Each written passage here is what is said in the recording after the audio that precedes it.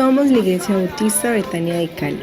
Existimos para glorificar a Dios, conociéndolo y dándolo a conocer, porque esta es su voluntad. Te invitamos a este tiempo especial con la palabra de Dios. Dios te bendiga, una nueva semana que podemos iniciar gracias a la misericordia, a la bondad del Señor. Y quisiera proponerles que continuáramos o redondeáramos un poco el tema que tuvimos la semana pasada acerca de la salud mental y pudiéramos hablar un poco más. Creo que este tema nos da para hablar un poco más, creo que este tema nos permite hacer bastante reflexión sobre nuestro caminar diario y sobre la manera como estamos viviendo. Y quisiera que pensáramos hoy en qué significa para nosotros manejar las emociones. ¿Qué significa eso? La Biblia dice en 1 de Pedro capítulo 4 versículo 2 lo siguiente: eso significa que está dispuesto a vivir el resto de su vida según la voluntad de Dios y no según los deseos humanos.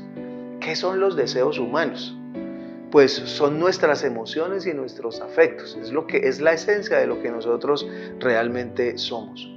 Una vez nos convertimos en cristianos seguidores de Jesús, entonces se supone que nosotros debemos tener una vida controlada por la voluntad de Dios. Pero a veces eso no pasa, muchas veces tenemos reacciones donde entran en juego esos deseos humanos, esas emociones y esos afectos. Sería una buena dinámica nosotros poder reflexionar y podernos cuestionar frente a nuestra manera de manejar o no manejar nuestras emociones. Y hay una manera muy práctica de hacerlo a través de cuestionamientos y hacernos 3 preguntas que son muy prácticas, muy sencillas, pero que a la vez nos llevan a nosotros a una reflexión muy intensa sobre el tema de las emociones.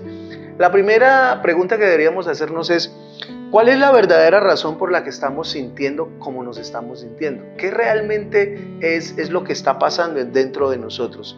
Tal vez sea temor, tal vez sea preocupación, tal vez sea o se relacione con algo de nuestra niñez, tal vez se reaccione con un momento especial de nuestra vida pasada y tal vez alguien nos activó a través de una frase, a través de una palabra, algo que venía del pasado y eso hizo que nuestras vidas entraran en ese shock y entonces reaccionáramos de alguna manera dando ese desenfreno a nuestras emociones.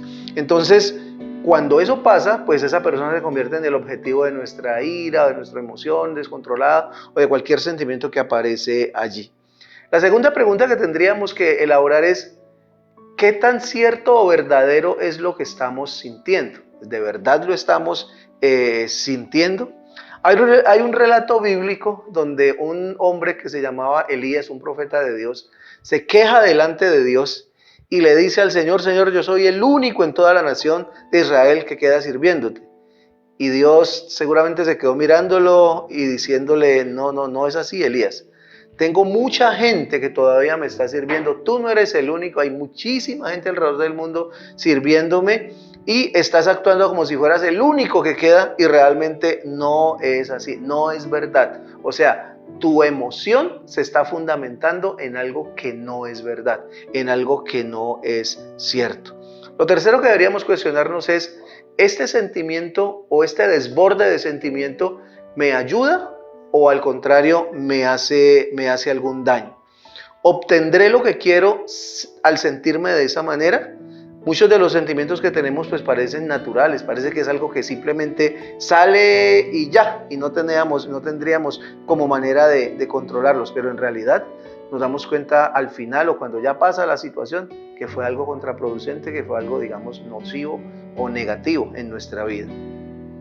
Digamos que entras a un restaurante, haces tu pedido y ya han pasado 15 minutos y nada que llega el pedido. De un momento a otro llega una familia nueva que recién entra al restaurante, se sienta, hace el pedido y 5 minutos después, que significaría 20 minutos ya para ti, vienen y les entregan el pedido a ellos y tú entras en shock. Te enojas mucho, aflora tu sentimiento, sientes que no es justa la manera como te están tratando y como te están atendiendo y entonces te enojas.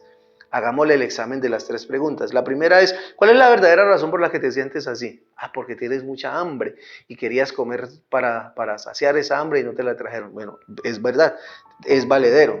Entonces, o estás frustrado porque el servicio es lento. Pero si consideras tu emoción, podrías pensar: ¿esto ayuda o no ayuda?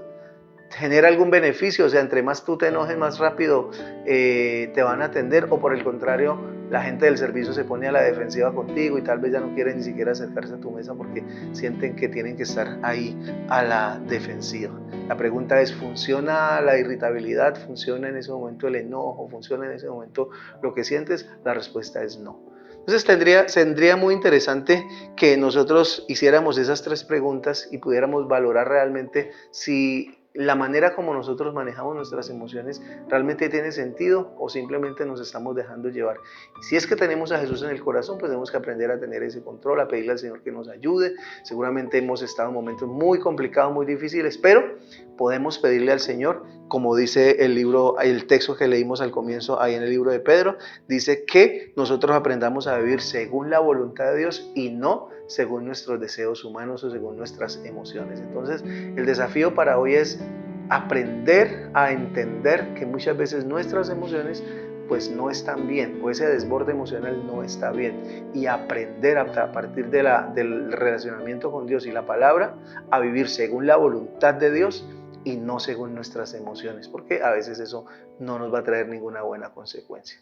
Que Dios te bendiga y que puedas tener hoy un excelente día. Eres mi Dios y tú